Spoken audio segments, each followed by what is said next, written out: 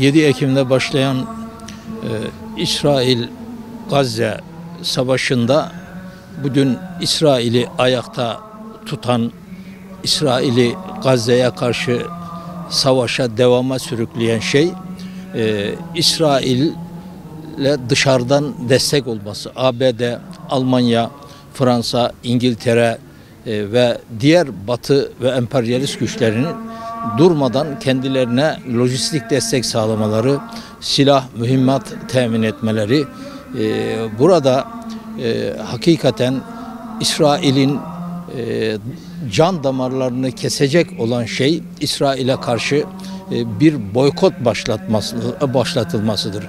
Ne yazık ki İslam coğrafyasından bugüne kadar İsrail'e karşı tam anlamıyla bir boykot çağrısı devletler nazarında yapılmadı. Ama halklar nazarında bu canlı diri tutulmaya çalışılıyor. İsrail mallarını boykot etme, almama. Ancak burada boykotun amacına ulaşabilmesi için İsrail mallarının İslam ülkelerine veyahut da ülkemize sokulmaması çok önemli.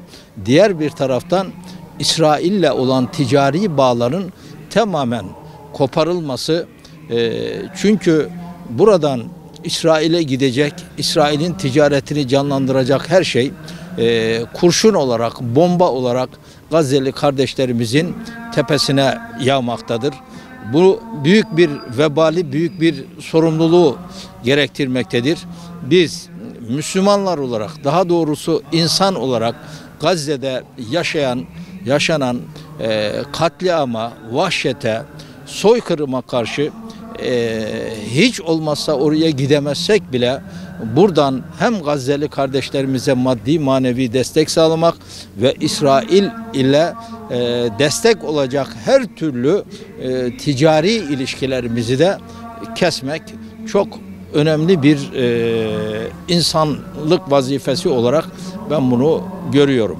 Boykotun daha da yaygınlaştırmak için burada sivil toplum kuruluşları ifade ettiğim gibi boykot yapmayı canlı ve diri tutmaya çalışıyorlar ama iletişim ağlarının tüm ülkelerin insanlarını kapsayacak derecede değil. Burada devletlerin bu işe el atmasının önemli olduğunu düşünüyorum. Ticari ilişkilerin tamamen koparılması, İsrail mallarını almaması ve İsrail mallarının İsrail'e mal göndermemesi çok önemli. Devletin, hükümetin bu konuda öncülük yapması halkımızı da daha çok bilinçlendirecek ve bu düşünce en ücra köşelere kadar yaygınlaşmış olacak. Burada inanıyorum ki bunun yapılması da sivil toplum kuruluşlarına halkın daha duyarlı davranmasına, yöneticilerini etkin bir şekilde uyarmasına bağlı olduğunu da düşünüyorum. Evet, şu anda İsrail mallarına karşı veyahut da onun işbirlikçilerinin mallarına karşı başlatılan boykot onları harekete geçirdi. Mallarında indirimler yaparak raflara konmaya başlandı. Burada halkımızın çok uyanık olması lazım. Her ne olursa olsun kendi milli mallarımıza, milli servetimize, kendi ülkemizde üretilen gerek temizlik, gerek gıda maddelerine yönelilmesi gerekiyor. Çünkü bu bir tuzak, onu ifade ediyorum. Neden daha önce indirimli değil de şimdi indirimli?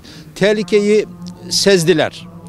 Bu İsrail mallarına boykot onları derinden etkiliyor. Onların güçlerini zaafa uğratıyor. Bunun bilincinde oldukları için şu da var. Tabii ki halkımızın büyük bir kesimi ekonomik sıkıntı içerisinde, bu tür indirimlere karşı zafiyeti olanlar da var. Olmaz demiyorum ama onlara da tavsiyemiz bu İsrail mallarını almak suretiyle o vebale girmemeleri gerektiğini ifade ediyorum. Burada her alanda sabır göstermemiz gerekiyor, direnç göstermemiz gerekiyor. Her ne olursa olsun İsrail'e karşı maddi, manevi her yönden tepkimizi ortaya koymamız gerekir diye düşünüyorum.